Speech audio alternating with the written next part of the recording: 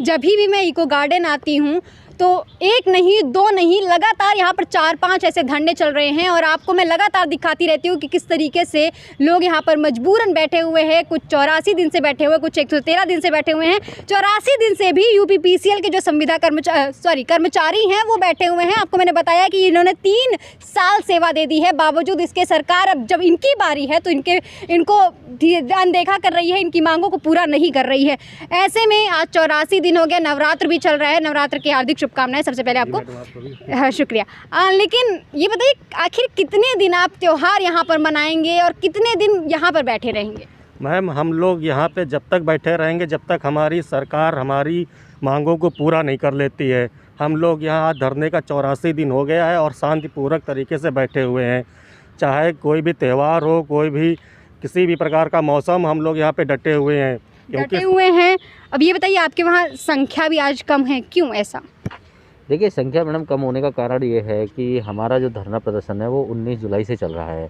और जैसा कि आज भाई ने बताया कि हमारा 84वां दिन है, तो 84 के दिन के अंदर हम लोगों को इतनी परेशानियां झेलने को आई हैं कि उनमें से हमारे जो साथी हैं उनका आंधी धूप बारिश तेज बारिश में रहते हुए, क्योंकि हम लोगों के पास में अब इतना पैसा नहीं बचा है कि हम लोग जो है किसी एक अच्छी जगह पर रहें जहाँ पर हमारा स्वयं हम लोग खाना बना सके, या हमारे लिए कोई ऐसी सुविधा हो जाए कि जहाँ हम लोगों का एक अच्छा माहौल में हम लोग रह सकें।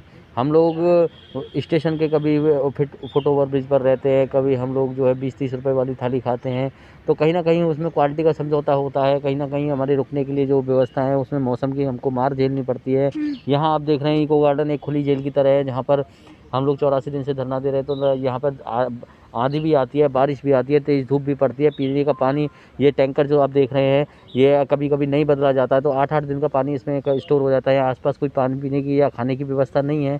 तो ऐसी स्थिति में ये बहुत लाजमी बात है कि कहीं ना कहीं हमारे स्वास्थ्य, जो साथ में जो लोग धरना दे रहे थे, उनका स्वास्थ्य गंभीर रूप से बिगड़ा है। इसलिए आज ज़्यादातर लोग बीमार हो गए हैं और अपने घरों को वापस चले गए। लेकिन इस कंडीशन में हम लोग रुके हुए हैं और ये धरना तब तक जारी रहेगा जब तक हमारी सेवा में 84 दिन आज हमारे धरने को हो चुके हैं और अभी तक यहाँ पर कोई भी अधिकारी है या प्रबंधन की तरफ से कोई भी पीड़ित हम लोग कर्मचारियों को सुनने नहीं आया है, या हमारी मांग को जो है अभी तक पूरा करने के लिए यहाँ पर कोई उपस्थित नहीं हुआ है। तो उसी क्रम में जैसे कि हम लोग 2 अक्टूबर को गांधी जयंती के दिन मौन व्रत होकर यही अपेक्षा करके यहाँ बैठे थे कि शायद हम लोगों को गांधी जी के सत्य और अहिंसा के रास्ते पर चलते हुए शांति प्रिय और लोकतांत्रिक ढंग से हम लोगों को सुना जाएगा। लेकिन बहुत विडंबना की बात रही कि हम लोगों को आज उसके बाद में भी हम पर कोई कार्रवाई समायोजन की नहीं हुई है। तो जैसा कि हमको गांधी जी बनना आता है, तो कहीं ना कहीं जब हमको नहीं सुना जाएगा, हमारी पीड़ा को नहीं देखा जाएगा, तो उस कंडीशन में हम लोगों को भगत सिंह भी बनना आता है। और उसी क्रम में अब हमारे धैर्य की जितनी परीक्षा ली जा रही है, उतना ही अब हमारा धैर्य मजबूत भी होता जा रहा है। तो उसी क्रम में हम लोग आने वाले इसी 25 तारीख को शक्ति भवन विशाल घेराव करेंगे और उसी दिन हमारा प्रचंड विरोध प्रदर्शन कार्यक्रम भी शक्ति भवन पर आयोजित होगा। यदि अगर उसके बाद में भी हमारी सेवा में बहाली की मांग नहीं होती है, तो हम आने वाले समय में ऊर्जा मंत्री और मुख्यमंत्री कार्यालय का घेराव भी करेंगे।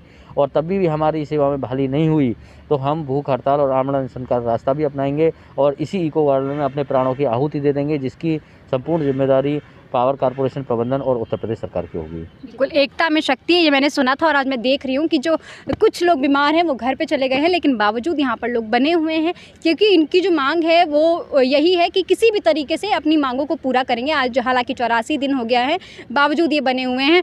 तो क्या लगता है, कब तक आप बने रहेंगे और कितना आप भी अपने स्वास्थ्य के साथ खिलवाड़ कर सकते हैं? ये बात माननीय योगी जी को सोचनी चाहिए कि कब तक हमारे धैर्य की परीक्षा लोगे। आज हमारा धरने का 84वां दिन है और न जाने कितने त्यौहार आए निकल गए और आएंगे भी। दीपावली है, दशहरा है, नवरात्रा चल रहे हैं। इस अवसर पर हम यही कहना चाहेंगे योगी से कि हमें हमारी सेवा में शामिल का तोहफा दें, हमें बोनस के तौर पर हमारी नौकरी में हमें बहाल करें। और ये हमको धरना देते हुए 84 दिन हो चुके हैं और हमने 3 साल विभाग की दंड रहित सेवा भी की पूरे तन मन धन के साथ जी। आज हम 3 साल से सेवा से निष्कासित हैं और हमारे परिवार की स्थिति आजकल बहुत ख़राब है। हमारी स्थिति बहुत ख़राब है।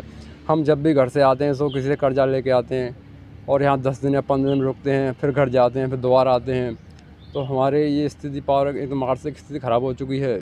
हम माननीय योगी जी से यही कहना चाहेंगे कि हमें दीपावली के त्यौहार पे बोनस के तौर पर हमारी नौकरी में हमें बहाल करें। जो सुप्रीम क्या कोर्ट बात का कही इन्होंने, दिवाली के त्यौहार पर बोनस के रूप में इनकी नियुक्तियां मिल जाएं, यही इनके लिए सबसे बड़ा गिफ्ट होगा, यही इनके लिए सबसे बड़ा सम्मान होगा, यही शायद होगा। और आप देख सकते हैं यहाँ पर 4 ही लोग भले हुए हैं, लेकिन फिर भी जो एकता होती है, जो इनका धरना है वो लगातार जारी है और इसी तरीके से चलता रहेगा जब तक इनकी मांगें पूरी नहीं होंगी। इस खबर में फिलहाल के लिए इतना ही। देखते रहे मेरे यूट्यूब चैनल एक बार। यहाँ को लाइक शेयर सब्सक्राइब करना बिल्कुल